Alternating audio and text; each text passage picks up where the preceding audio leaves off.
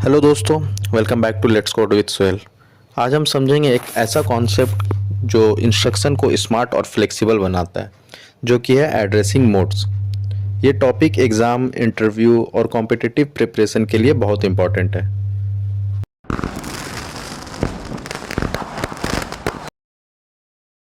सबसे पहले हम समझते हैं एड्रेसिंग मोड होता क्या है।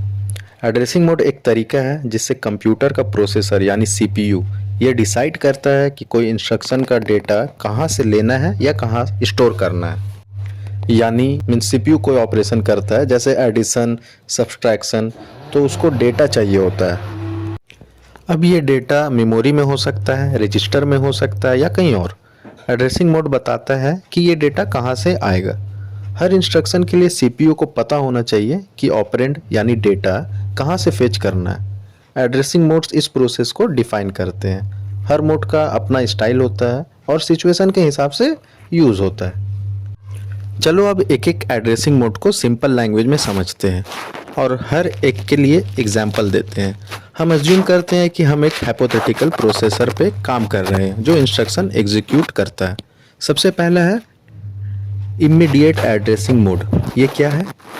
डेटा इंस्ट्रक्शन के साथ ही दिया जाता है, यानी ऑपरेंड डायरेक्टली इंस्ट्रक्शन में लिखा होता है, मेमोरी या रजिस्टर से नहीं देना पड़ता है। और ये यूज़ कब होता है? जब कोई कांस्टेंट वैल्यू यूज़ करनी हो। एग्जाम्पल, मान लीजिए हमने बोला ऐड 5, मतलब प्रोसेसर रजिस्टर में 5 जोड़ देगा। कैसे काम करता है ये?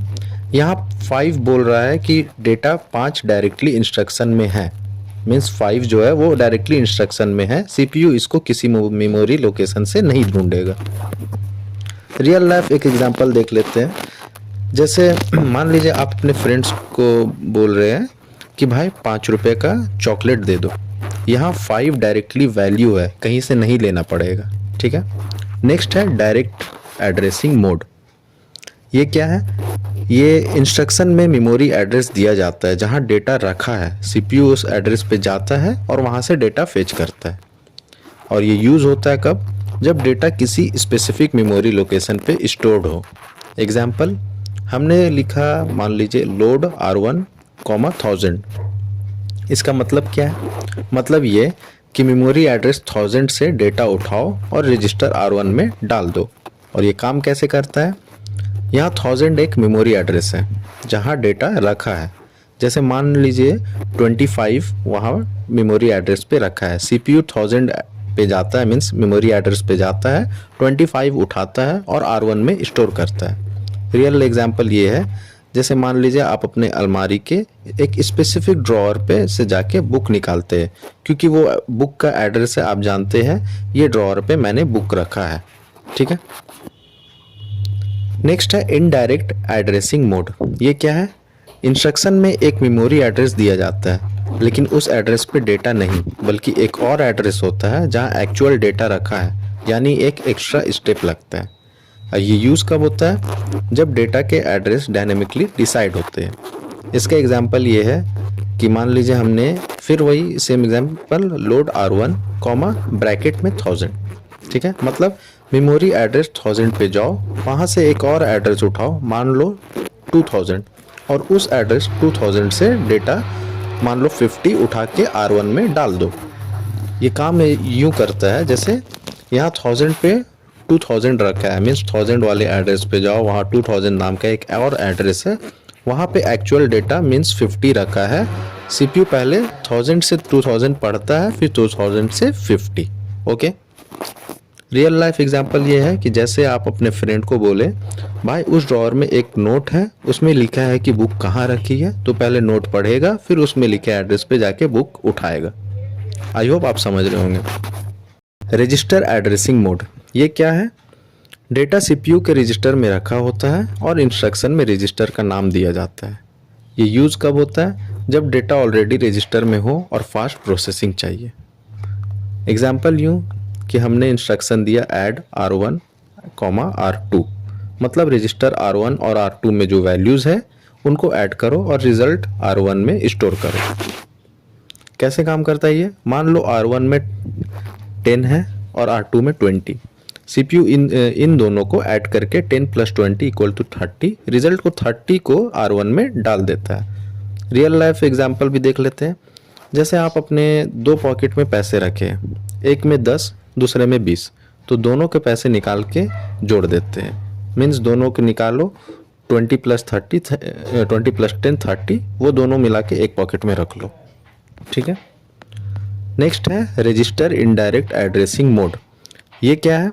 इंस्ट्रक्शन में रजिस्टर के नाम होता है और उस रजिस्टर में एक मेमोरी एड्रेस होता है।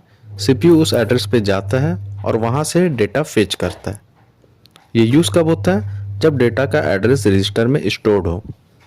एग्जाम्पल ये कि हमने इंस्ट्रक्शन दिया कि load R1 then square bracket में R2, मतलब रजिस्टर R2 में एक मेमोरी एड्रेस है, मान लो 3000, उस एड्रेस पे जाओ और वहाँ से डेटा मान लो 15 उठा के R1 में डाल दो।